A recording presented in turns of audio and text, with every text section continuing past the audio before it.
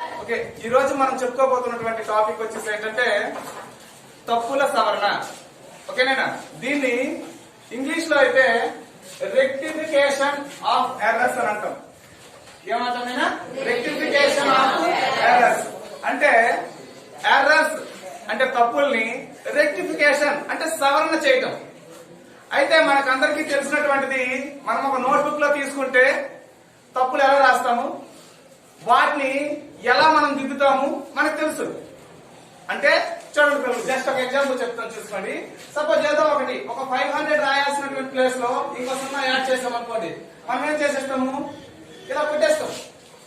అర్థమవుతుందా లేదా? అలా కాకుండా ఒక 50,000 రాయాల్సిన ప్లేస్ లో, ఇలా 50,000 రాయాల్సిన ప్లేస్ లో మనం ఏం చేస్తామంటే 5,000 రాస్తాం. ఇది మనం రాసినటువంటి రాంగ్.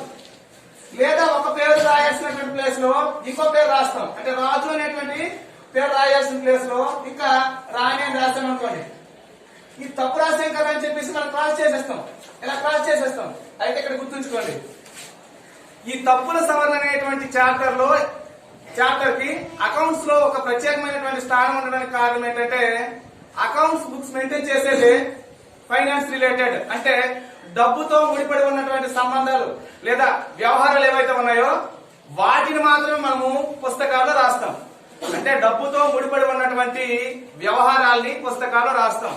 మరి మనం రాసినటువంటి దానిలో ఎటువంటి కొట్టివేతలు కానీ ఏమైనా ఉన్నాయనుకోండి, చూసే వాళ్ళు ఏమనుకుంటారు, ఇదేదో ఫ్రాడ్ చేశాడు కావాలా, అందుకే దిద్దున్నాడు, అందుకే కొట్టున్నాడు అనుకుంటారు అనుకోరా. నెక్స్ట్, మన ఖాతా పుస్తకాల్ని ప్రతి సంవత్సరం కూడా ఏంటంటే మనము ఆర్థిక నివేదికలు తయారు చేయడం కోసం, అంటే ముగింపు లెక్కలు తయారు చేయడం కోసము మనం అంతా రెడీ చేస్తాం. అయితే మన ఇయర్ కంప్లీట్ అయిన తర్వాత దాన్ని ఆడిటింగ్ జరుగుతుంది. ఆడిటింగ్ అంటే చెకింగ్. అంటే సాధారణంగా ఒక అకౌంటెంట్ రాసినటువంటి పుస్తకాల్ని చార్టెడ్ అకౌంటెంట్ చేత, ఎవరి చేతమా, చార్టెడ్ అకౌంటెంట్ చేత చెకింగ్ చేస్తారు. ఆ చెకింగ్ చేసే పద్ధతిని ఆడిటింగ్ అంటాం. మరి ఆ చార్టెడ్ అకౌంటెంట్ చెకింగ్ వచ్చేటప్పుడు ఏమవుతుందంటే, ఆటోమేటిక్ గా ఇక్కడ ఏం తప్పు జరిగింది, ఇక్కడ ఎందుకు ఎలా దిద్దారు, ఇక్కడ ఎందుకు ఎలా కొట్టారు అని చెప్పేసి ఎన్నో ప్రశ్నలు అనేటువంటివి తను వేయడం జరుగుతుంది. అంటే అలా ప్రశ్నలు వేసేటప్పుడు ఏమవుతుంది, ఆటోమేటిక్ గా మనం చాలా సమాధానాలు చెప్పాల్సినటువంటి పరిస్థితి వస్తుంది. నెక్స్ట్, ఇలా రాసినటువంటి ఇలా కొట్టివేతలు కానీ ఇలా దిద్దుబాట్లు కానీ ఏవైనా ఉన్నా అకౌంటింగ్ అనేటువంటిది సరైనటువంటి పద్ధతిలో జరిగినట్టుగా భావించరు. మరి దీన్ని ఇలా కొట్టకూడదు, కానీ జరిగిన తప్పుని మనం రెక్టిఫై చేయాలి. ఎలా? దాన్నే మనం ఈ చాప్టర్ లో నేర్చుకుంటాం. ఓకేనమ్మా?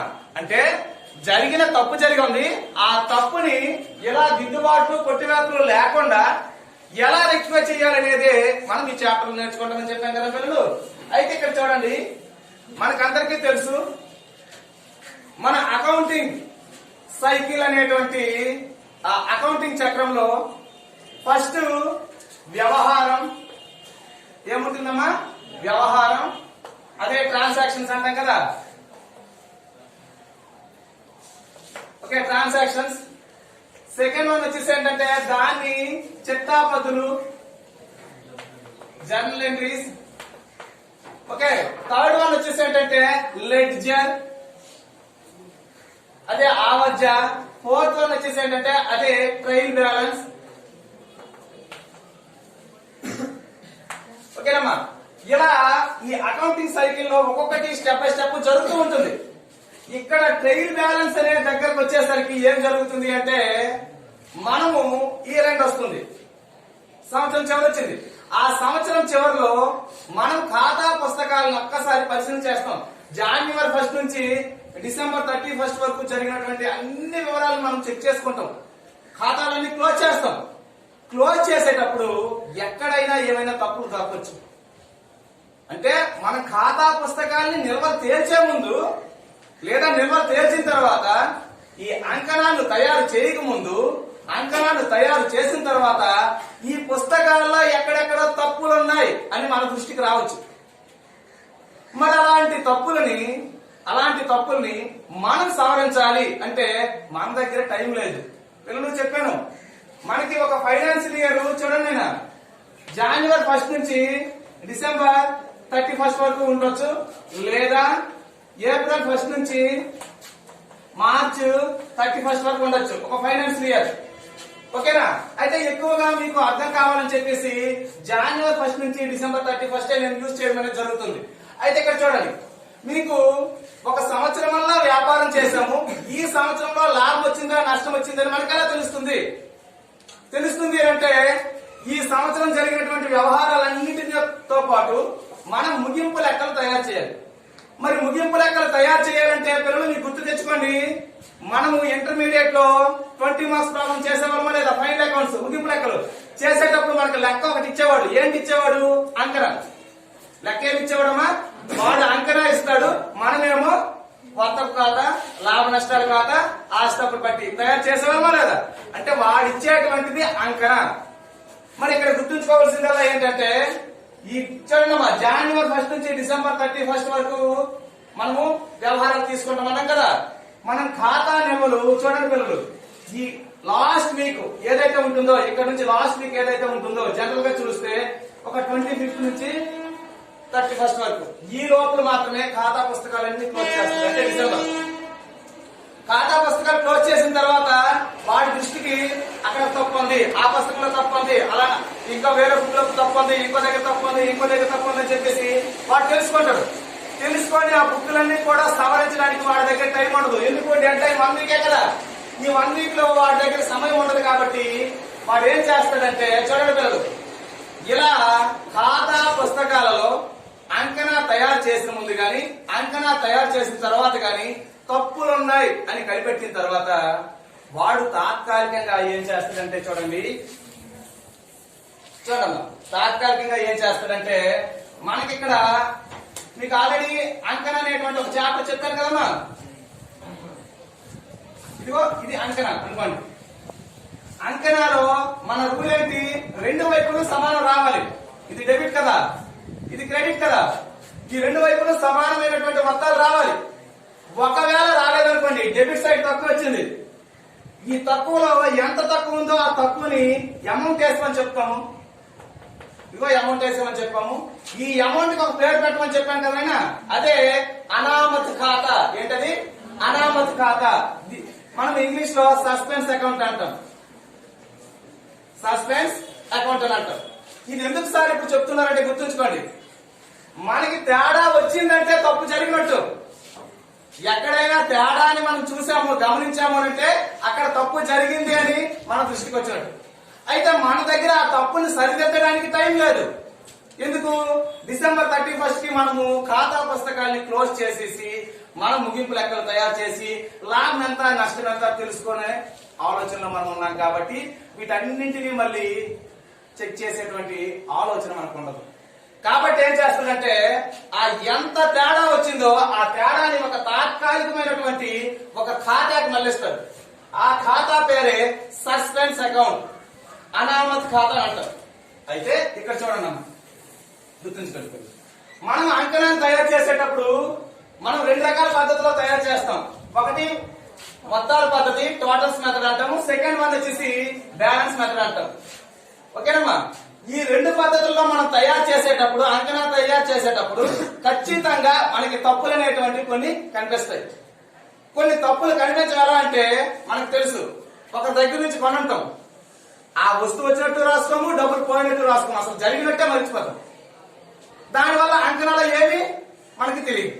కాబట్టి అంకణాలు మనం జనరల్ తయారు చేసేటప్పుడు ఈ 2 రకాలుగా మనం తయారు చేస్తామని చెప్పాం. అయితే ఇక్కడ మెయిన్ టాపిక్, ఈ రోజు టాపిక్ గుర్తుంచుకుని పిల్లలు, ఇంతసేపు నేను చెప్పింది కూడా ఏంటంటే ఒక జరిగిన తప్పుని సవరించడానికి ఇంత ఇంపార్టెన్స్ అనేది ఉన్నది. అయితే మన అకౌంటింగ్ ప్రక్రియలో లెక్కలు చేసేటప్పుడు ఓకేనా, మనం ఎలా చేస్తాము ఏంటి అనేది ప్రధానంగా చర్చించుకుంటే ఇక్కడ చూడండి, ఇక్కడ 2 రామన్స్ అయితే ఉన్నాయి పిల్లలు. ఒకసారి చూడండి, ఈ 2 రామన్స్ లో మొదటి వచ్చేసి ఏంటంటే చూడండి, before preparation of trial balance అంటే తప్పులను సవరించడము. ఆ తప్పులు ఎప్పుడు? Before preparation of trial balance అంటే ఏంటంటే అంకణాలు తయారు చేయకముందే మనం తప్పులు సవరించేటువంటి పద్ధతి, అది మొదటి మెథడ్. అర్థమవుతుందా లేదా? అంటే అంకణాలు తయారు చేయకముందే మనం తప్పులు సవరించే పద్ధతి ఒకటి. రెండవది అంకణాలు తయారు చేసిన తర్వాత, అదే ఇక్కడ చూడండి, after preparation of trial balance అన్నాడు. అంకణాలు తయారు చేసిన తర్వాత తప్పులు సరిదిద్దడం అనేటువంటిది రెండో పద్ధతి. ఇప్పుడు ఈ రెండింటికి సంబంధించి మనము ఏ ఏ ఎగ్జాంపుల్స్ ఉన్నాయి, దీంట్లో ఇంకా ఏ మెథడ్స్ ఉన్నాయో అవన్నీ కూడా నీట్ గా చెప్పుకుంటాం. దీంట్లో ఫస్ట్ వన్ చూడండి అమ్మా, రామన్ వన్. ఇక్కడ రాస్తున్నాను పిల్లలు. రామన్ వన్ వచ్చేసి ఏంటంటే బిఫోర్ ప్రిపరేషన్ ఆఫ్ కదమ్మా,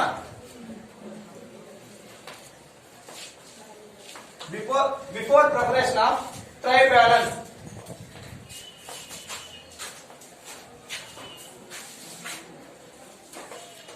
ఓకే పిల్లలు, అంటే మనము అంకణా తయారు చేయకముందే ఇక్కడ తప్పు ఉంది అని మనకు తెలిస్తే దాన్ని ఎలా రెక్టిఫై చేయాలి, దానికి సంబంధించి ఒక 2-3 ఎగ్జాంపుల్స్ ఇస్తాను. అవి అర్థం చేసుకునే ప్రయత్నం చేయండి.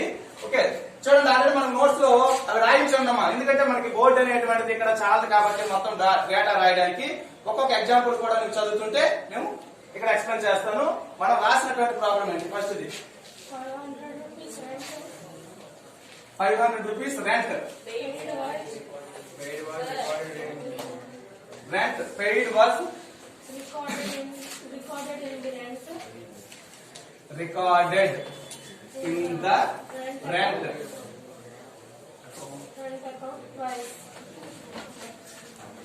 twice. తెలుగు చూడండి. ఓకే ఒకసారి వినండి, అర్థం చేసుకోండి.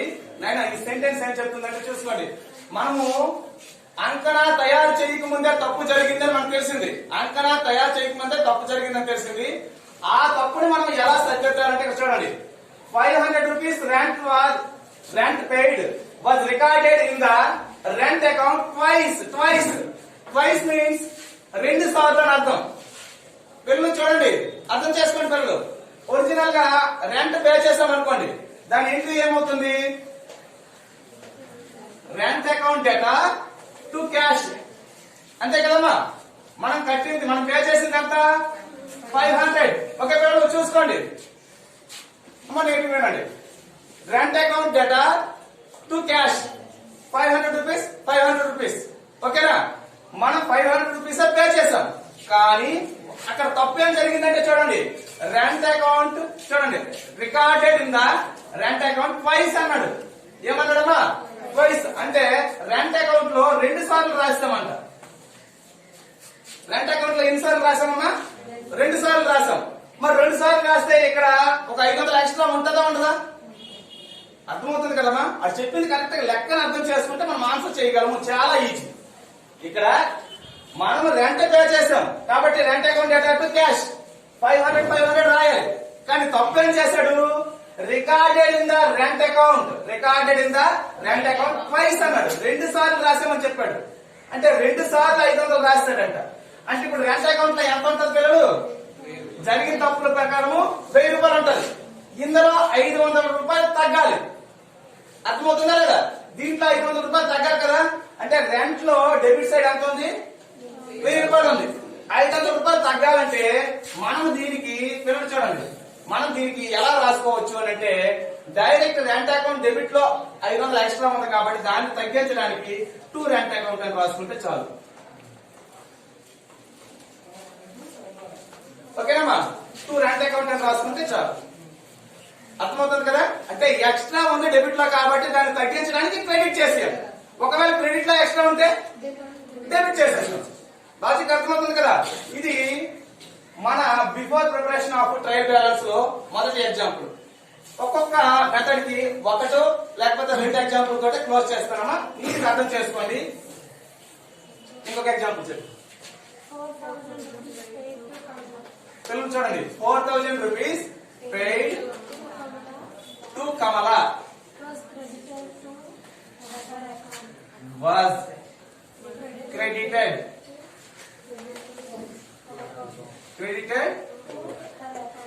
to her account. పిల్లలు నీట్ వినండి. నేను ఇక్కడ తప్పు మీకు అడుగుతాను, ఇది క్లాస్ అయి చెప్తున్నాను, వీడియో కూడా రికార్డ్ చేస్తాను, కానీ జస్ట్ ఫాలో అవ్వండి, మీకు అర్థమైనలా ఉంటది. 4000 rupees paid to Kamala was credited to her account. కదమేనా? ఇప్పుడు జనరల్ గా తప్పును పక్కన పెట్టండి. అసలు జరిగింది ఏంటో చూద్దాం. 4,000 రూపీస్ పెయిడ్ టు కమల. కమలకి మనం చెల్లించాం అంతే కదనా. కమలకి చెల్లిస్తే ఎంట్రీ ఎలా వస్తుందా? కమల అకౌంట్ డేటా టు క్యాష్ అంతే కదనా. అంతే కదా పిల్లలు. కమల అకౌంట్ ని 4,000తో క్యాష్ అకౌంట్ ని 4,000తో రాసుకోవాలా లేదా? రాసుకోవాలి కదనా. కానీ పిల్లలు చూడండి, కానీ ఇక్కడ తప్పేం చేశాడు? Was credited to her account. To her account credited. Kamala account ఏం చేయాలి? కానీ వాడేం చేస్తాడు? క్రెడిట్ చేస్తాడు. అది చెప్తున్నాడు కదా, తప్పు ఇలాగే తప్పు జరిగిందని చెప్తున్నాడు. కాబట్టి జస్ట్ చూడండి, అబ్జర్వ్ చేయండి. అంటే కమల అకౌంట్ ని క్రెడిట్ చేశాడు. అంటే వాడు చేసిన తప్పు ఏంటంటే చూడండి పిల్లలు, టు కమల అని చెప్పేసి ఇక్కడ రాయాల్సిన 4,000 రాయకుండా, డెబిట్ చేయాల్సింది చేయకుండా కమల అకౌంట్ ని క్రెడిట్ చేస్తాడు. 4,000 రూపాయలతో క్రెడిట్ చేస్తాడు. ఓకే పిల్లలు, ఇప్పుడు ఇది తప్పు. తప్పే కదమ్మా. ఒకటో తప్పు ఏంటంటే డెబిట్ లో 4,000 రూపాయలు ఉండాలి. చూడండి పిల్లలు, డెబిట్ లో ఎంత ఉండాలి? 4,000 ఉండాలి. అది లేదు. రెండో తప్పు, రాయకూడని వైపు రాస్తున్నాడు. ఇది క్యాన్సిల్ అవ్వాలంటే క్రెడిట్ చేసింది డెబిట్ చేయాలా లేదా? కాబట్టి డెబిట్ లో 4,000 ఇంకో 4,000 పడాలా? రాయాల్సింది 4,000 రాయాలి. అర్థమవుతుందా లేదమ్మా? రాయాల్సింది 4,000 రాయాలి. ఇక్కడ తప్పు చేసాడా లేదా? ఈ తప్పుని రెక్టిఫై చేయడం కోసం మళ్ళీ ఇంకో 4,000 రాసుకోవాలా లేదా? ఇక్కడ క్రెడిట్ లో ఉంది కాబట్టి డెబిట్ లో 4,000 రాసుకోవాలి. అర్థమవుతుంది కదమ్మా. ఇప్పుడు చూడండి, దీనికి ఎంట్రీ ఎలా వస్తుందంటే పిల్లలు, కమలకి మనం డెబిట్ చేశాం కాబట్టి సేమ్ కమల, ఇదిగో కమల అకౌంట్ డేటా 8,000 రాసిస్తే సరిపోతుంది. ఓకే పిల్లలు, అయితే మీరు నోట్స్ లో రాసేటప్పుడు అర్థం చేసుకోవడానికి చాలా క్లియర్ గా ఇక్కడ పక్కన 4,000 ప్లస్ 4,000 అని రాసుకోండి. ఇలా రాసుకోవడం వల్ల ఏమవుతుందంటే ఆల్రెడీ రాయాల్సినవి 4,000, తప్పు రాసింది క్యాన్సిలేషన్ కోసం మళ్ళీ 4,000. అర్థమవుతుందమ్మా. 2 సార్లు ఇచ్చింది లెక్కలో 4,000 కదా, ఇక్కడ 8,000 ఎందుకు రాస్తున్నామంటే మనం రాయలేదు, ఒకటి రాసాం, ఒకటి తప్పు రాస్తున్నాడు కాబట్టి దాని క్యాన్సిల్ కోసం మళ్ళీ రాస్తున్నాం. ఓకేనా. ఇది పిల్లలు, ఇది వచ్చేసి ఏంటంటే మనకి before preparation of trial balance అంటే అంకణాలు తయారు చేయక ముందు ఈ పద్ధతిలో మనము తప్పులని సవరించవచ్చు. ఇప్పుడు మనం చెప్పుకోబోతున్నటువంటి ఏంటంటే సెకండ్. ఓకేనా. ఈ సెకండ్ ఎలా ఉంటుందో చూద్దాం. ఒకసారి చూడండి.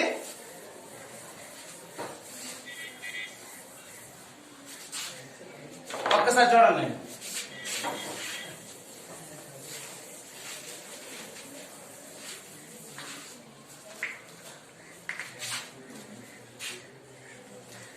ఓకే, సెకండ్ టైటిల్ ఏంటి?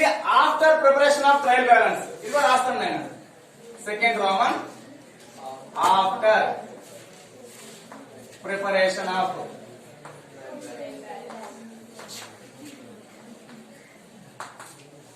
బ్యాలెన్స్.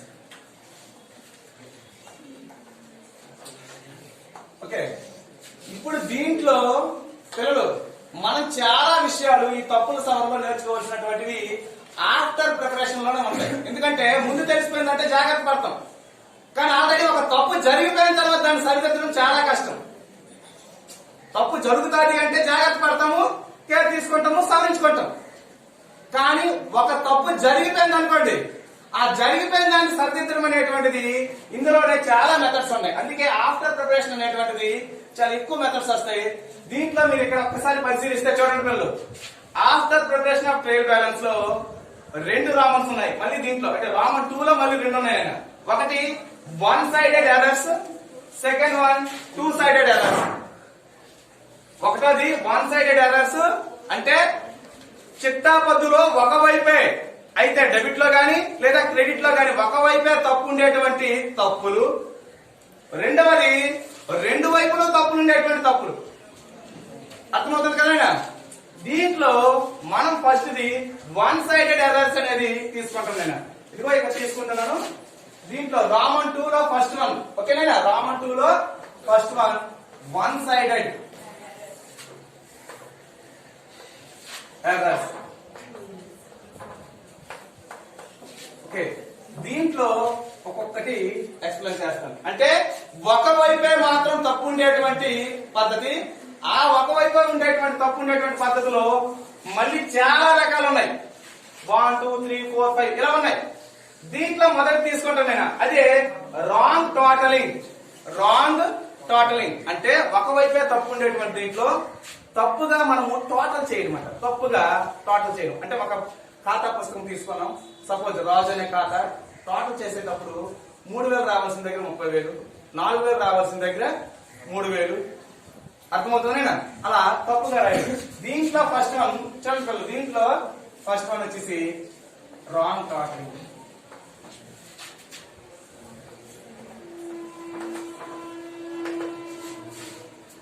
నీట్ వినండి.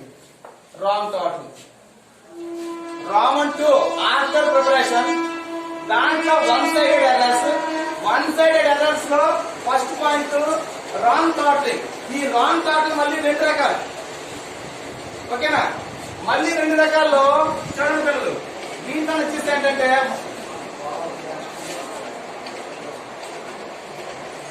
దీంట్లో ఫస్ట్ వన్ ఓవర్ కాస్టింగ్.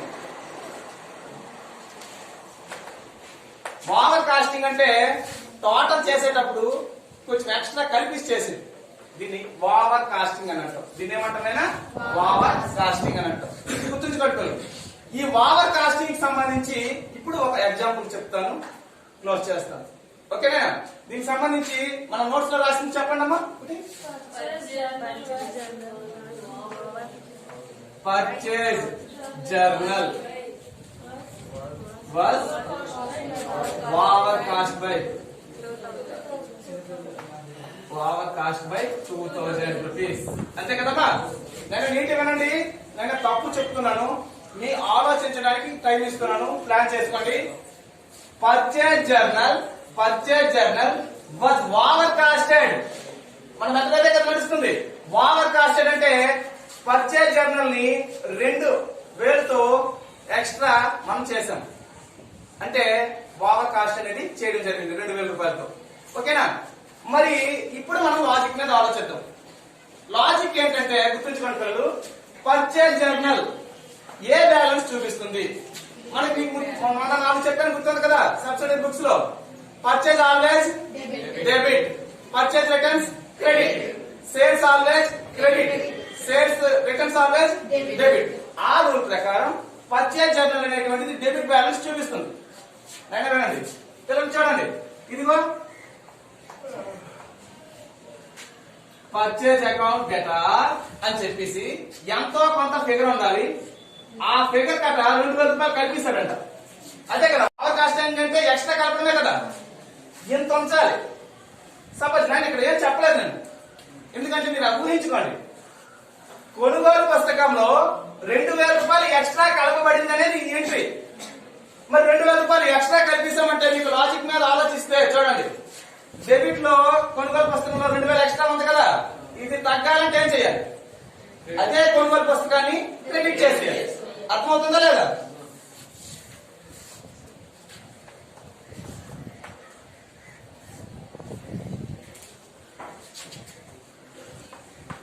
ఏం చేయాలి? 2,000 రూపాయలతో మనము క్రెడిట్ చేయాలి. సార్ మీరు ఇప్పుడే చెప్పారు కదా పర్చేజ్ ఆల్వేజ్ డెబిట్, ఇక్కడేమి క్రెడిట్ వచ్చింది. లాజిక్ అర్థమవుతుందా లేదా? కానీ ఆల్రెడీ డెబిట్ చేయాల్సినటువంటి పర్చేజ్ లో కొంత ఎక్స్ట్రా చేస్తాం. ఆ ఎక్స్ట్రాని తగ్గించడం కోసమే. అర్థమవుతుందా? ఆ ఎక్స్ట్రాని తగ్గించడం కోసమే ఇక్కడ పర్చేజ్ అకౌంట్ అనేటువంటిది క్రెడిట్ చేయబడింది. అర్థమవుతుంది కదా? అయితే ఇలాంటి తప్పులని మీకు ఇంతకు ముందు చెప్పాను కదా, అంకణాలో తేడా ఫిగర్ వస్తుందని చెప్పాను కదా, ఆ తేడా దీనికి మళ్లించుకోవాలి. అదే suspense account.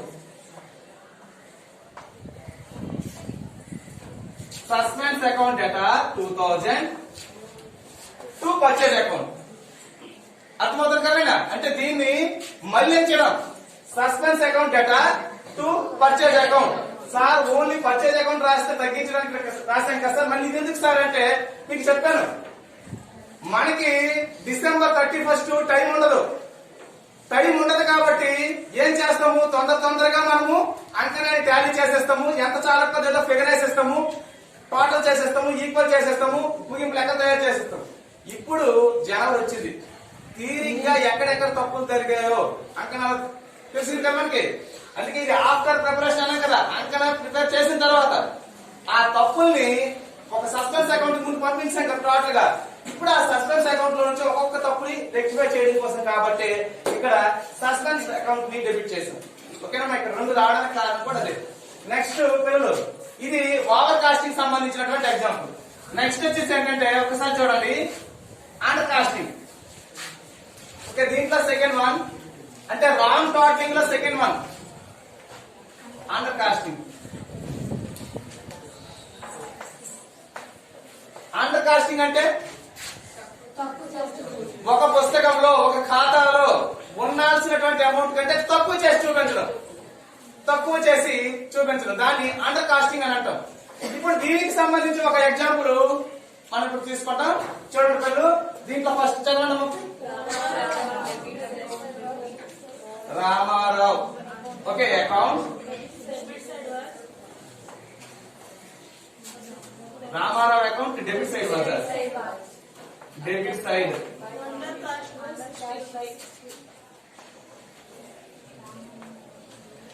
Under cast by 60 rupees. First point మీకు అర్థమైతే ఈ పాయింట్ మీరు ఈజీ చేయగలుగుతారు. ఒక్కసారి ఆలోచించండి.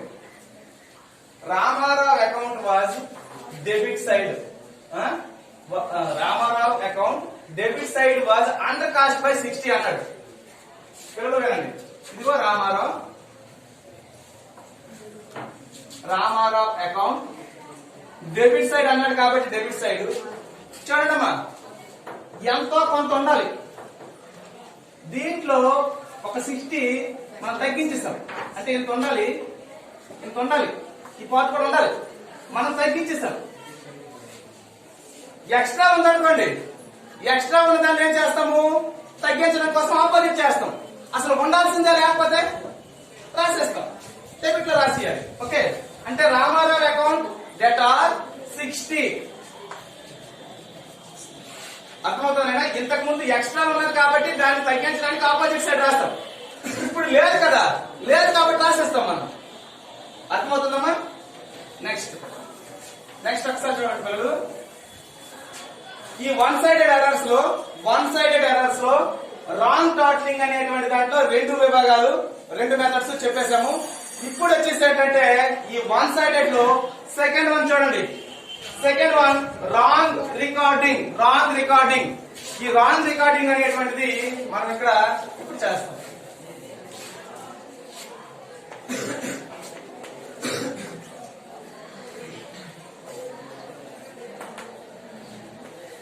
ఓకే పిల్లలు చూడండి, రాంగ్ రికార్డింగ్ కదమ్మా. ఒకసారి వినండి, రాంగ్ రికార్డింగ్ అంటే ఒకసారి అర్థం చేసుకోండి, తప్పుగా నమోదు చేయడం దీని అర్థం.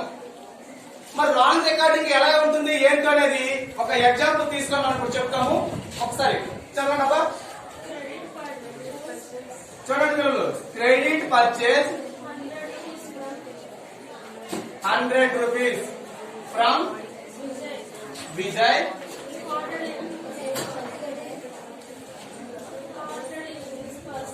recorded his personal account. In his personal account.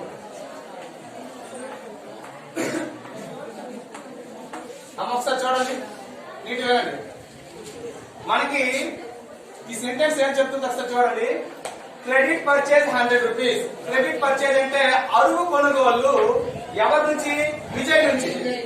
అరువు కొనుగోలు విజయ్ నుంచి 100 రూపాయలు కొన్నాం. ఆయన చిట్టపద్ది ఏంటి? అరువు కొనుగోలు విజయ్ నుంచి కొన్న సరుకు చిట్టపద్ది ఏంటి?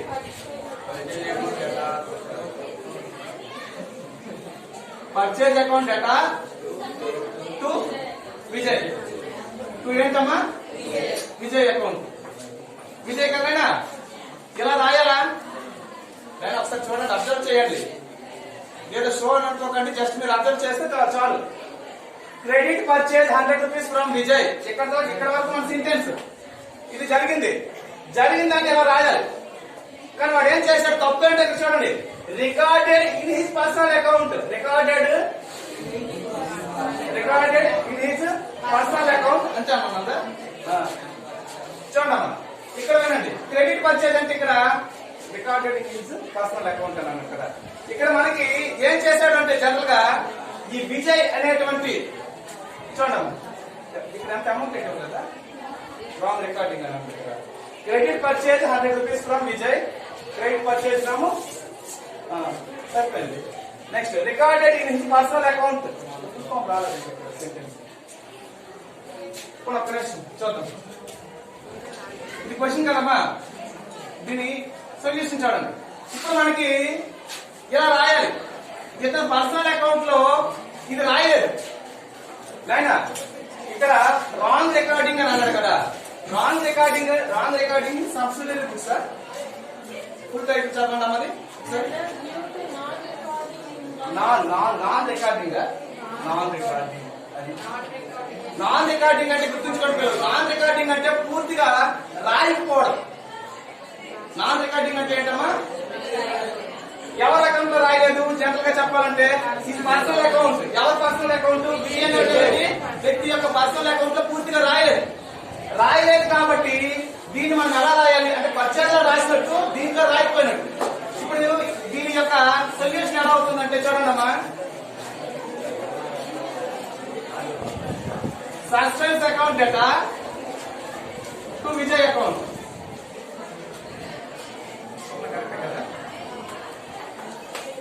చూడండి ఒకసారి క్లియర్ అండి. ఇక్కడ ఒకసారి అయినా ఈ సెంటెన్స్ అందుకే రాసుకునేటప్పుడే కరెక్ట్ రాయాలి, అర్థం చేసుకున్నామా. రాంగ్ నాన్ రికార్డింగ్ అంటే ఇక్కడ గుర్తుంచుకోవాల్సిందల్లా ఏంటంటే జరగాల్సినటువంటి దాన్ని ఎవరు ఇన్ హిస్ పర్సనల్ అకౌంట్ లో రికార్డ్ కరెక్ట్ గా కాలే. పర్సనల్ అకౌంట్ ఎవరిది, విజయ్.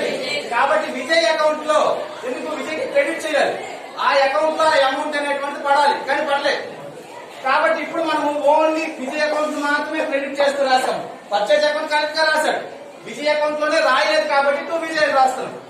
ఇంతకు అర్థమైంది కదమ్మా. చూడండి ఒకసారి, purchase account data to Vijay అంతే కదా, ఇలా రావాలి. అయితే పర్చేజ్ అకౌంట్ లో రాస్తారు, ఇది రాయలేదు నాన్ రికార్డింగ్ అని అన్నాడు కదా, రాయలేదు కాబట్టి ఇప్పుడు మనం రాస్తున్నాం టూ విజయ్ అని రాసి 100 రాసాం. డెబిట్ సస్పెన్స్ అకౌంట్ కి ఇస్తున్నాం. Okay, next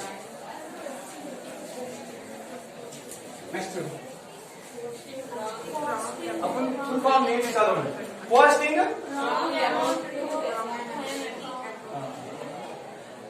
wrong amount.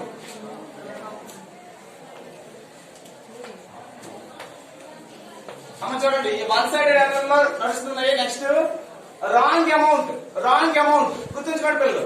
ఈ రాంగ్ అమౌంట్ అంటే ఏంటంటే ఒక ఫిగర్ రాయాల్సిన ప్లేస్ లో ఇంకో ఫిగర్ రాస్తున్నాం. ఇది జరిగిన తప్పు. ఒక్కసారి దీని సెంటెన్స్ చూడండి అమ్మ. చూడండి, goods sold to Karuna 80 రూపీసా, 80 rupees was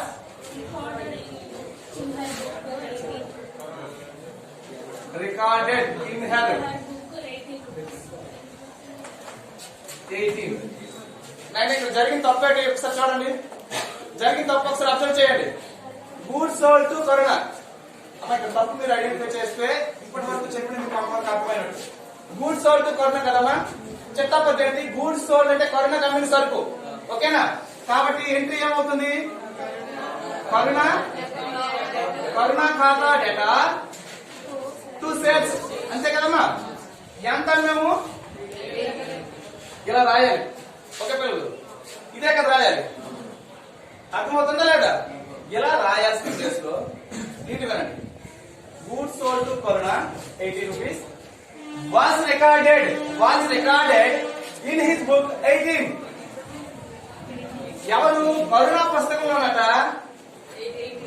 18 రాస్తాం. ఇది తప్ప కాదా? ఆలోచించండి, ఇది తప్పే కదా. అంటే సేల్స్ లో పడాల్సిన 80 పడింది, కరుణ అకౌంట్ లో పడాల్సినటువంటి 80 రూపాయల ప్లేస్ లో 80 పడింది. అంటే తప్పు పడిందా లేదా? ఇంకా ఎంత చాలు, 62. అంటే మనకి ఓన్లీ కరుణ అకౌంట్ లో 62 పడిపోతే సరిపోతుందా లేదా? ఇప్పుడు జనరల్ గా ఇక్కడ 80 ఉండాలి కదమ్మా. ఈ ప్లేస్ లో ఎంత ఉండాలి, 80 ఉండాలి. అంతే కదా. ఈ ప్లేస్ ఎంత వచ్చింది 18 ఉంది. అంటే 62 చాలదు. ఆ 62 అమౌంట్ అనేటువంటిది కరుణ అకౌంట్ లో ఉంటే సరిపోతుంది కదా. కాబట్టి మనం 18 రాసేటప్పుడు ఏం రాస్తామంటే ఇక్కడ చూడండి పిల్లలు, Karuna account data 62 to suspense account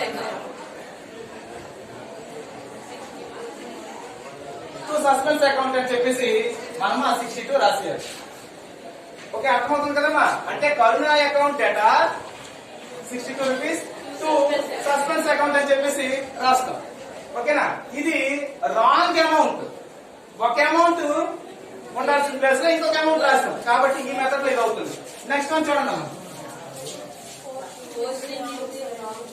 posting in the wrong side of the account.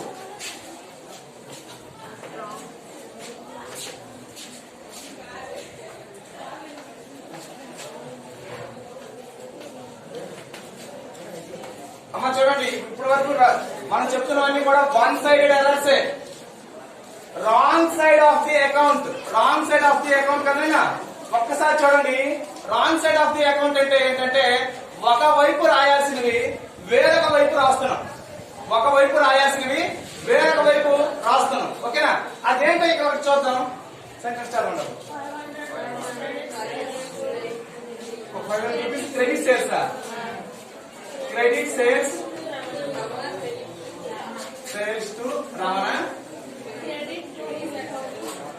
credited to his account, account 500 rupees credit sales to Ramana, credited to his. అమ్మ ఇక్కడ తప్పు ఏంటో చెప్తాను, ముందు రాయాల్సింది రాద్దాం. 500 చూడండి వినండి, 500 రూపాయలు క్రెడిట్ సేల్స్ టు రమణ అన్నాడు. రమణకి 500 రూపాయలు సరుకు అన్నాం. రమణకి 500 రూపాయలు సరుకు అన్నాం. ఎంట్రీ ఏంటి? రమణ అకౌంట్ డేటా అంతే కదైనా. ఎంత అన్నాము?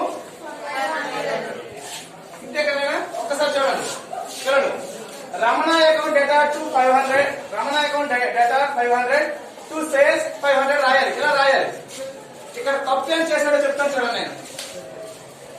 Credited to his account. ఎవరి account? Ramana account. Ramana account మనం ఏం చేస్తాము, తప్పు ఏం చేశాడంటే ఈ రమణని క్రెడిట్ లో రాస్తాడు. ఏం రాశాడమ్మా? క్రెడిట్ లో రాస్తాడు. నేను ఇప్పుడు తప్పు చూడండి, తప్పు జరిగింది అర్థమైంది కదా. ఎలా రాయాలి, ఎలా రాయాలి. కానీ మీరు ఇలా రాయకుండా ఏం చేశాడు అంటే రమణ అకౌంట్ ని క్రెడిట్ చేశాడు. ఎంతతో? 500 రూపీస్ తో. ఓకేనా. ఇప్పుడు సేల్స్ కి ఎటువంటి ప్రాబ్లం లేదు. ఇక్కడ దీనికి ఏం ప్రాబ్లం లేదు. లాజిక్ అర్థమవుతుందా లేదమ్మా? దీనికి ఎటువంటి ప్రాబ్లం లేదు. అయితే ఇక్కడ రమణ అకౌంట్ 500 రూపీస్ ఉండాల్సినటువంటి ప్లేస్ లో ఆ రమణని క్రెడిట్ చేయడం జరిగింది. ఇప్పుడు మనం దాన్ని రెక్టిఫై చేయాలంటే ఏం చేస్తామంటే చూడండి, రాయాల్సింది డెబిట్ సైడ్ రాయాలి కదమ్మా. తప్పు రాసింది క్రెడిట్ సైడ్. ఇక్కడ 500 ఉంటుంది కదా, 5 + 5 1000 సరిపోతుందా? ఒక్కసారి చూడండి, రమణ ఖాతా డేటా ఎంత వేయాలన్నా ఇక్కడ? ఎందుకు? ఆల్రెడీ డెబిట్ లో వేయాల్సింది వేయలేదు కాబట్టి ఒక 500 వేయాలి. తప్పుగా క్రెడిట్ లో వేసినాడు కాబట్టి దాన్ని క్యాన్సిల్ చేయడానికి డెబిట్ లో ఇంకొక 500 వేయాలి. ఈ రెండింటిని మనము సస్పెన్స్ అకౌంట్ కి మళ్ళించాలి. Okay, 1000 rupees. అర్థమవుతుంది కదమ్మా. ఇది రమణ ఖాతాని డెబిట్ చేస్తూ 1000 రూపాయలతో మనము చేయాలి. ఓకేనా. Wrong side of the account, wrong side of the account. Okay,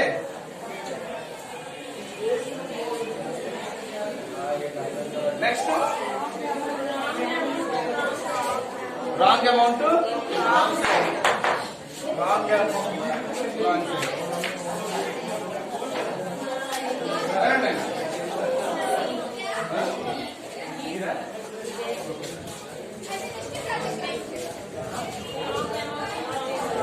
Wrong side.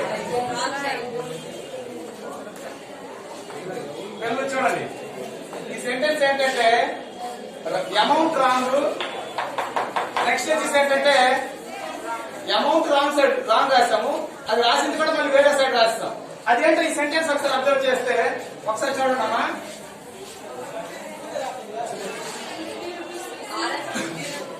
50 rupees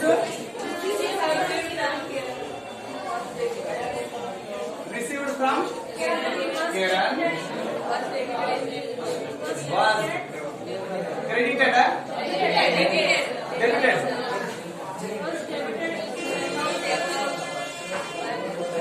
In his account.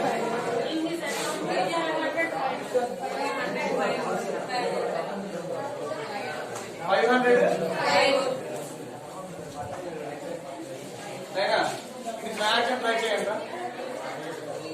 Just try చేయండి ఒకసారి. వినండి, తప్పేటో చెప్తాను, జస్ట్ తప్పు చెప్తాను, జస్ట్ ఫాలో ట్రై చేయండి. 50 rupees రిసీవ్డ్ ఫ్రమ్ కిరణ్. ఎంత రిసీవ్ చేసాము? కిరణ్ నుంచి వచ్చినది 50 రూపాయలు. ఎంట్రీ ఏంటి? Cash account data, cash account data to Kiran account. అంతే కదమ్మా. మనం ఎంత ఓన్లీ 50 రూపాయలే కదా రిసీవ్ చేసుకున్నాం. కానీ చూడండి పిల్లలు, Kiran account was debited. Kiran account was debited in his account. Debited in his account 505. ఇప్పుడు తప్పు చాలా పెద్ద తప్పు. ఒకసారి చూడండి. ఒరిజినల్ గా కిరణ్ ని 50 రూపాయలతో క్రెడిట్ చేయాలి. కానీ వాడేం తప్పు చేశాడు తెలుసా? కిరణ్ ని చూడండి డెబిట్ చేశాడు. ఎంతతో? 505 రూపాయలతో డెబిట్ చేశాడు. కిరణ్ ని 505 రూపాయలతో డెబిట్ చేశాడు. ఇది తప్ప కాదా? కిరణ్ ఏం చేయాలి? క్రెడిట్ చేయాలి. ఇప్పుడు దీనికి రెక్టిఫికేషన్ జస్ట్ ఆలోచించు కదా. నాతో పాటు జస్ట్ ఫాలో అవుతూ ఆలోచించండి. రాయాల్సింది కిరణ్ 50 రాయాలా? రాయాలి లేదా? రాయాలి కదమ్మా. క్యాష్ తో సంబంధం లేదు. రాయాల్సింది టూ కిరణ్ అని చెప్పేసి 50 రూపాయలు రాయాలి. మరి కిరణ్ అనవసరంగా డెబిట్ చేస్తున్నాడా లేదా? అది చేసిన తప్పిదే కదా. నేను జస్ట్ ఫాలో అవ్వండి. 4 కిరణ్ అకౌంట్ ఏం చేస్తున్నాడు? డెబిట్ చేస్తున్నాడు. డెబిట్ చేసినప్పుడు ఇది క్యాన్సిల్ అవ్వాలంటే ఏం చేయాలి? క్రెడిట్ చేయాలా లేదా? ఈ కిరణ్ క్రెడిట్ చేయాలి ఎంతతోటి? అంటే ఈ 505 రూపాయలు దీనికి కల్పిస్తే చాలా. అంటే ఇక్కడ సరిపోతుందా లేదా? అంటే ఇప్పుడు ఈ టోటల్ ఎంత అవుతుంది? 550. ఇది అర్థమైందా కాలేదమ్మా? అంటే ఉండాల్సిన 50 ఉండాలి. తప్పు చేసినటువంటి దాన్ని సరిదిద్దడం కోసం ఇంకొకటి రాయాలి. ఓకే, ఇది ఎంట్రీ కదా. టూ కిరణ్ అకౌంట్ అని చెప్పేసి 550 రాసాం. ఇప్పుడు దీనికి డెబిట్ అకౌంట్ ఉంటుంది కదా, వన్ సైడెడ్ కాబట్టి డెబిట్ ఖచ్చితంగా ఉంటుంది. డెబిట్ అకౌంట్ అయితే ఇటు సైడ్ సస్పెన్స్ అకౌంట్ ఉంటుంది.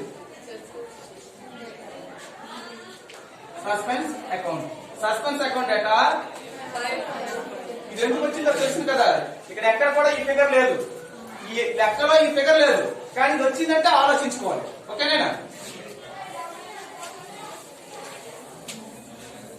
ఈ కంప్లీట్ ఓకే పిల్లలు. అంటే ఆల్మోస్ట్ మనకి వన్ సైడెడ్ ఎర్రర్స్ అనేటువంటి కంప్లీట్ అయిపోయినాయి కదమ్మా.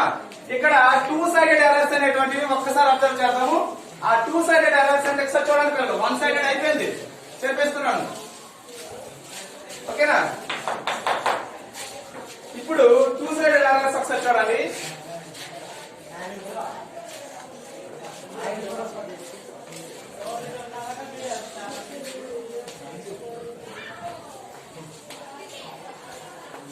టూ సైడెడ్ ఎర్రర్స్ అమ్మ నీటి వినండి.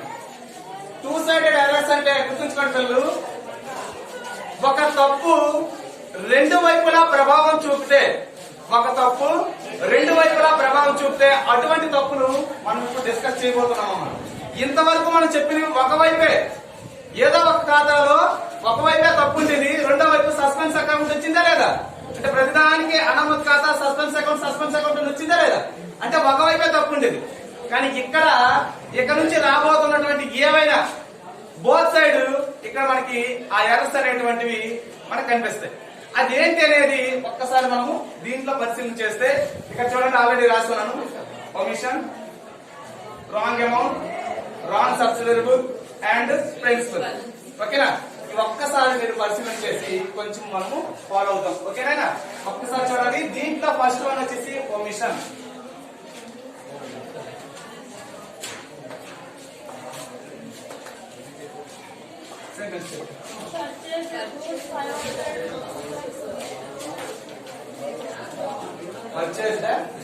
Purchase goods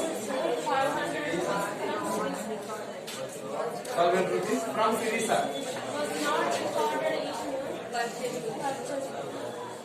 Was not recorded. Recorded purchase book. अब नीति వినండి. నేను అర్థం చేసుకోండి. ఒమిషన్ అంటే విడిచిపెట్టడం, మర్చిపోవడం, వదిలేయడం. అది అర్థమవుతుంది కదా? ఒక వ్యవహారం జరిగి ఉంటది. ఆ వ్యవహారాన్ని కనీసం ఏ పుస్తకంలో రాయడు. పూర్తిగా అసలు జరిగిందని మర్చిపోతాడు, దాన్ని విడిచిపెట్టేస్తాడు. అలా విడిచిపెట్టేదాన్ని ఒమిషన్ అంటారు. అర్థమవుతుంది కదా? ఇక్కడ గుర్తుంది. పర్చేజ్ చూడండి. Purchase goods 500 rupees from Sirisha was not recorded in purchase book. అంటే కొనుగోలు పుస్తకంలో దీనికి సంబంధించి ఎటువంటి ఎంట్రీ అనేటువంటిది లేదని అర్థం. అంటే శిరీష అనేటువంటి ఒక దాని దగ్గర నుంచి మనం కొన్నామనే విషయం కూడా మన దగ్గర లేదు. ఇప్పుడు దీన్ని మనం రాస్తాం. ఓకేనా? రాసేటప్పుడు ఒరిజినల్ గా పర్చేజ్ గూడ్స్ ఫ్రమ్ శిరీష అంటే ఎంట్రీ ఏమవుతుంది? శిరీష నుండి కొనసాగి చిట్టపద్ది అండి. Purchase account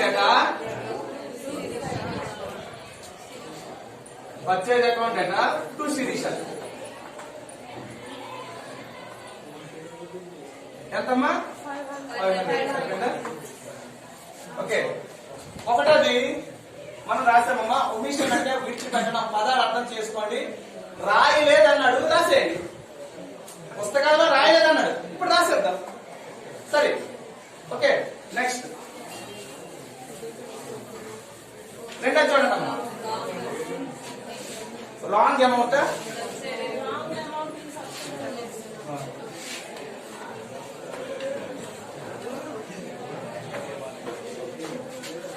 wrong amount in subsidiary book.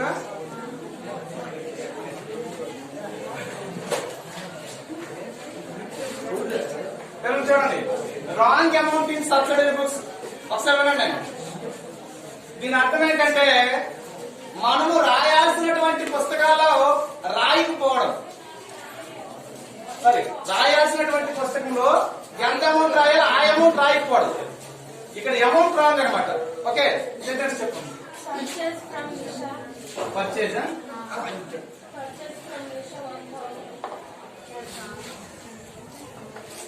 Purchase from Nisha 1000.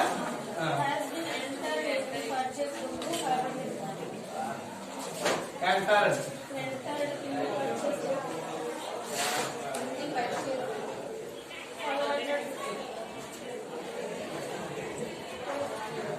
550. అంతేనా? ఒకసారి చూడండి. తప్పేట చూడండి ఒకసారి. Purchase from Nisha. Purchase from Nisha అంటే అర్థం ఏంటి? నిషా నుండి కొన్న సరుకు ఎంత కొన్నాము? 1000. ఓకే. పర్చేజ్ ఫ్రమ్ నిషా కన్నా ఎంట్రీ ఏమవుతుంది? పర్చేజ్ అకౌంట్ డేటా టు నిషా. ఓకేనా? ఎంత ఫిగరు? 1000 రూపీస్ ఇలా ఉండాలి. అంతే కదన్నా? కానీ పిల్లలు వినండి. ఈ పర్చేజ్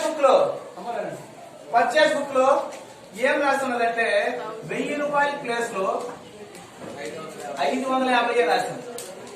ఎంత రాసాము? 550 రాసాం. ఈ 550 రాసామంటే ఎంత తక్కువ?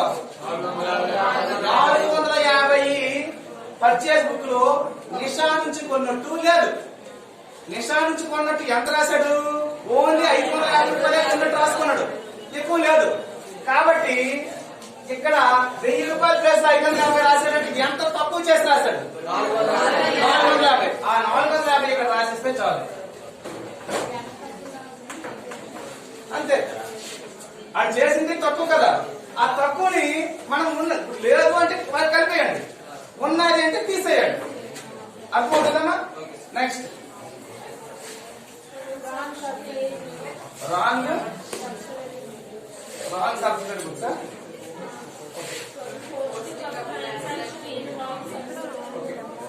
Wrong subsidiary book.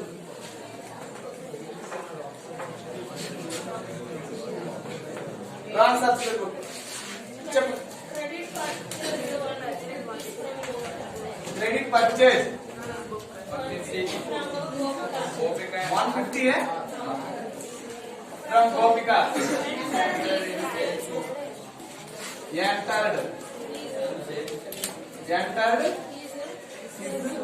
sales account. Entered is sales book. అమ్మా ఇక్కడ తప్పు చూడండి. గోపిక నుంచి కొన్నాడు కానీ అందులో రాసుకోలేదు. లాజిక్ అర్థమవుతుంది లేదా? తప్పు చూడండి. క్రెడిట్ పర్చేజ్ 150 ఫ్రమ్ గోపిక అంటే గోపిక నుంచి మనం కొన్న సరుకు అని అన్నాడు కదా. కొన్నాము అంటే purchases okay. Purchases account data to గోపిక ఇది రాయాలి కదా.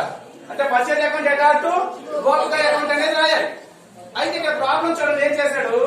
ఎంటర్డ్ ఈజ్ సేల్స్ బుక్ అన్నాడు. అంటే ఇక్కడ పర్చేజ్ బుక్ ప్లేస్ లో ఏం రాస్తాడమ్మా? సేల్స్ బుక్ లో రాస్తాడు. అంటే ఇక్కడ లాజిక్ చూడండి, 150 ఇలా రాయి. అక్కడ లాజిక్ మీద చూద్దాం. ఇది రైట్. ఇప్పుడు దీన్ని తప్పు చూద్దామైనా ఒకసారి చూడండి. దీన్ని తప్పు మీద రాశాడంటే ఇక్కడ చూడండి, సేల్స్ బుక్ లో రాస్తున్నాడు. ఓకేనా? సేల్స్ బుక్ లో రాశాడంటే 2 సేల్స్ ఏనా? ఇలా రాస్తుంటా 2 సేల్స్ అని రాస్తుంటాడా లేదా? ఇది 2 సేల్స్ అని రాశాడు. ఇది తప్ప. దీన్ని క్యాన్సిల్ చేయాలంటే ఏం చేయాలి? సేల్స్ ని క్రెడిట్ చేశాడా లేదమ్మా? దీన్ని క్యాన్సిల్ చేయాలంటే ఏం చేయాలి? డెబిట్ చేయాలి. రాయాల్సిన పర్చేజ్ రాయలేదు. ఇది అర్థమవుతుందా కాదమ్మా? ఒకసారి చెప్తాను చూడండి. గోపిక నుంచి కొన్నాం అంటే క్రెడిట్ పర్చేజెస్ 150 ఫ్రమ్ గోపిక అంటే పర్చేజ్ చేశాం కాబట్టి పర్చేజ్ అకౌంట్ డేటా. గోపిక ఇచ్చే వ్యక్తి కాబట్టి టు గోపిక. ఇది రాయాల్సినటువంటిది. కానీ ఇక్కడ రాంగ్ ఏం జరిగింది అంటే ఇక్కడ గుర్తుంచుకోండి పిల్లలు, పర్చేజ్ అకౌంట్ లో రాయాల్సింది ఇక్కడ రాయలే. ఏం రాశాడు? 2 సేల్స్ అని రాస్తాడు. ఇది తప్ప. ఈ తప్పుని క్యాన్సిల్ చేయాలంటే సేల్స్ ని డెబిట్ చేయాలా లేదా? అంటే ఒకటి పర్చేజ్ ని డెబిట్ చేయాలి. ఓకేనా? నెక్స్ట్ రెండవది సేల్స్ ని డెబిట్ చేయాలి. సేల్స్ ని డెబిట్ చేస్తున్నాం చెప్పండి. ఆల్రెడీ రాంగ్ గా సేల్స్ బుక్ లో ఎంటర్ అయింది కాబట్టి దాన్ని క్యాన్సిల్ చేయడానికి సేల్స్ ని డెబిట్ చేస్తున్నాం. ఓకేనా? ఇది 150, ఇది 150. ఓకేనా? ఇప్పుడు దీని నుంచి ఈ రెండు క్యాన్సిల్ అవడానికి కోసం వచ్చేసి ఏంటంటే మనకి ఏదైతే ఉంటుందో చూడండి, ఇక్కడ 150 300 రూపాయలతో మనము క్రెడిట్ చేసుకోండి.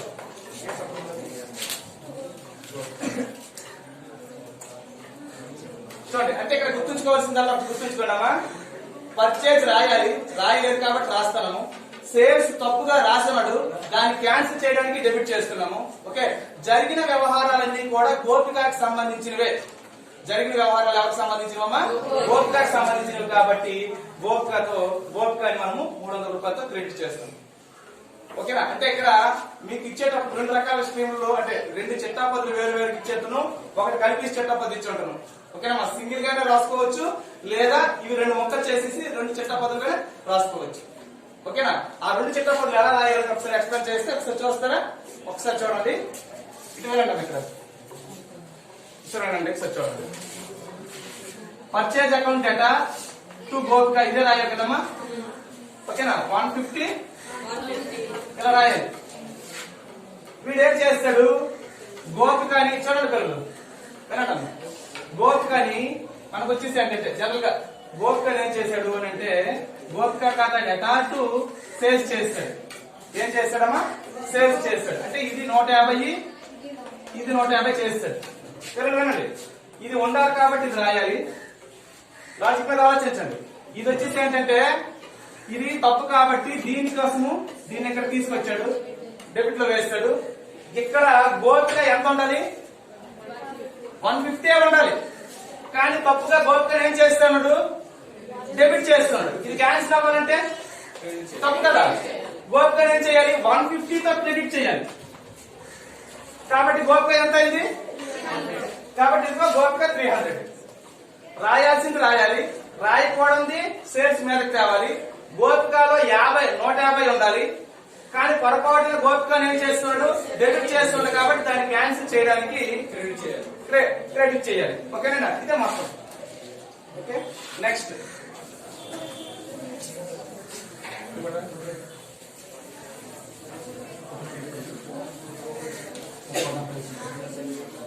లాస్ట్ ఉందా? ప్రిన్సిపల్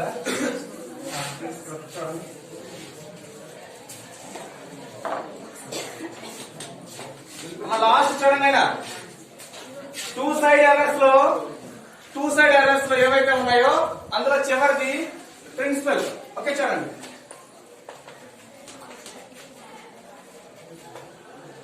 అంటే దీని అర్థం ఏంటంటే గుర్తుంచుకున్న సూత్రాల ఆధారంగా సిద్ధాంతక పరమైనటువంటి తప్పులట. అంటే ఒక లాజికల్ గా సూత్రాల పరంగా జరిగేటువంటి తప్పులు అలా అనుకోవాలి, కానీ వీడు ఎలా అనుకొని రాస్తాడు అలాంటి తప్పులు. ఒకసారి ఒక ఎగ్జాంపుల్ రాసి మనకు తెలుస్తుంది. చూడండి, చెప్పండి అమ్మా. 500 rupees paid for installation of machinery was charged to wages account. Okay అమ్మ ఒకసారి వినండి.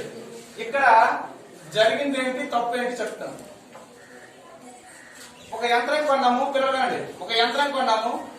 ఆ యంత్రాన్ని బిగించడానికి కోసము ఒక లేబర్ వచ్చాడు. పిల్లలు మళ్ళీ చెప్తున్నాను, ఒక యంత్రాన్ని కొన్నాము. ఆ యంత్రాన్ని బిగించడానికి ఒక లేబర్ వచ్చాడు, యంత్రాన్ని బిగించాడు.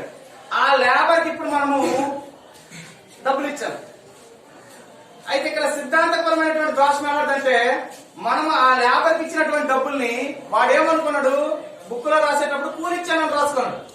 కానీ ఒరిజినల్ గా కూలి కాదు, వేజ్ కాదు. నువ్వు యంత్రం కోసమే ఇది ఖర్చు పెట్టావు కాబట్టి యంత్రం ఖర్చుగా భావించాలి. లాజిక్ అర్థమవుతుందా లేదా? ఇప్పుడు ఆ యంత్రం తేకపోతే నువ్వు ఖర్చు పెట్టావు కదా. మీకు అమ్మ అందరూ గుర్తుంచుకోండి, ఫ్యాన్ ఉంది, ఫ్యాన్ కొన్నాం. ఒక ఫ్యాన్ కొనేటప్పుడు ఆ ఫ్యాన్ ని బిగించడానికి వచ్చినటువంటి మేకర్ ఉంటాడు కదా, ఎలక్ట్రీషియన్ ఉంటాడు కదా, వాడికి మనం డబ్బులు ఇస్తే గాని, వాడొచ్చి బిగిస్తే గాని ఫ్యాన్ తిరగదు. మరి మనం పెట్టిన ప్రతి పైసా కూడా ఫ్యాన్ కే చెందుతుంది తప్ప ఆడికి మాత్రం చెందదు. వాడికి ఇచ్చిన కూలిగా భావించకూడదు. అంటే ఇక్కడ తప్పు ఏంటి, రైట్ ఏంటి ఇక్కడ చూడండి. జనరల్ గా మిషనరీ అకౌంటే రాసుకోవాలి. Machinery account data to cash ఇలా రాయాలమ్మా, ఇలా రాయాలి.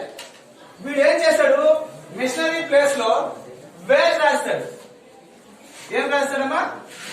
వేజ్ అకౌంట్ అంటే వేతనాలు ఖాతా. వేతనం అంటే కూలి ఇవ్వడం, కూలి ఇచ్చాను రాశాడు. ఇప్పుడు ఇది రాశాడు కాబట్టి క్యాన్సిల్ చేయాలా? డెబిట్ లో ఉందా? డెబిట్ లో ఉంది కాబట్టి క్యాన్సిల్ చేయాలంటే ఏం చేయాలి? టు వేజ్ వేజ్ అకౌంట్ రాయాలి. ఓకేనా? రాయాల్సింది ఏంటి? Machinery account data to wages account. ఇది ఉండకూడదు కదా, క్యాష్ ఆల్రెడీ మూవ్ అయిపోయింది కాబట్టి క్యాష్ కి సంబంధం లేదు. ఓకేనా? ఇక్కడ చూడండి పిల్లలు, machinery account data to cash ఇది రాయాల్సింది. అంటే నేను పెట్టిన ఖర్చు యంత్రం కోసమే పెట్టానని రాసుకోవాలి. కానీ వాడు యంత్రం కోసం పెట్టినట్టు రాసుకుంటే ఏదో కూలి ఇచ్చానని రాశాడు. అంటే వేజ్ కోసం వేజ్ అకౌంట్ ని డెబిట్ చేశాడు. వేజ్ అకౌంట్ ని డెబిట్ చేశాడు కాబట్టి దాన్ని క్యాన్సిల్ చేయడానికి వేజ్ అకౌంట్ ని క్రెడిట్ చేస్తున్నాడు. అర్థమవుతుంది కదమ్మా? కాబట్టి machinery account data to wage account. ఇక్కడ ఫిగర్ ఎంత ఇచ్చాడో ఆ ఫిగర్ వేసేస్తాం. ఓకే పిల్లలు చూడండి, మనకి ఇప్పటి వరకు మనం చెప్పుకున్నటువంటివి రెక్టిఫికేషన్ ఎర్రర్స్ అనేటువంటి టాపిక్ లో ఒక మెథడ్, ఓకేనా? ఇప్పటి వరకు చెప్పుకున్నవి ఒక మెథడ్. అయితే దీంట్లో గుర్తుంచుకోండి పిల్లలు, ఈ తప్పులన్నీ సరిదిద్దిన తర్వాత లాభాల్లో మార్పు వస్తాయో రావా? చూడండి, మనం అంకణాలు తయారు చేసి తాత్కాలికంగా లాభమో నష్టమో తెలుసుకున్నాం.